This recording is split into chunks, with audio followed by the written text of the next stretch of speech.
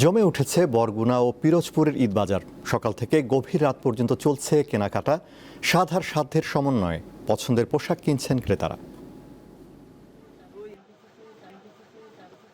দেশি বিদেশি নানা ব্র্যান্ডের রং বেরঙের পোশাকের সমাহার বরগুনার বিপণিবিতানগুলোতে। পছন্দের পোশাক কিনতে দোকানে দোকানে ক্রেতাদের ভিড়। সকাল থেকে মধ্যরাত পর্যন্ত বেচাকেনা চলছে পুরো দমে। যেটার দাম 800 টাকা আছে তারা কিনে 1600 টাকা আবার 2000 টাকাই চাচ্ছে। এখন বাচ্চাদের কসমেটিক্স বাকি আছে আর আমার কেনাকাটা বাকি আছে। মানে বাজেটের বাইরে হয়ে যায়, তারপরও বাচ্চা ফ্যামিলি এদের জন্য কিনতে হয়।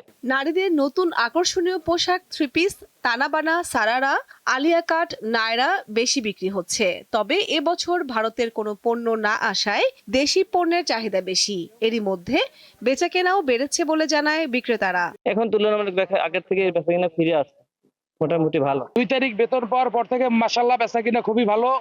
এবছর মোটামুটি ভালোই বেচাকেনা চলছে, ক্রেতাও আছে, মানুষের ক্রয় ক্ষমতার মধ্যে মালামাল আছে।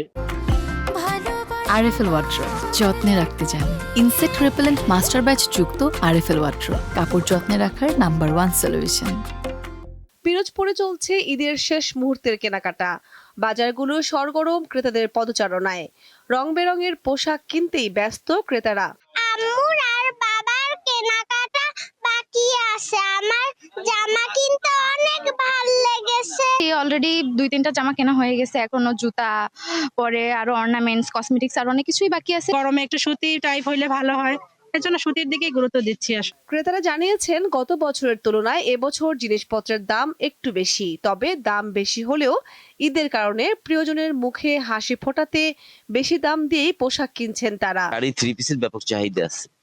গত বছরের তুলনায় এবছর বেচা কিনা আশা রাখি ভালো হবে। এছাড়া পোশাকের পাশাপাশি জুতা ও কসমেটিক্সের দোকানে ক্রেতাদের ভিড় লক্ষণীয়। কামরুন নাহার, দীপ্ত, বার্তা কক্ষ।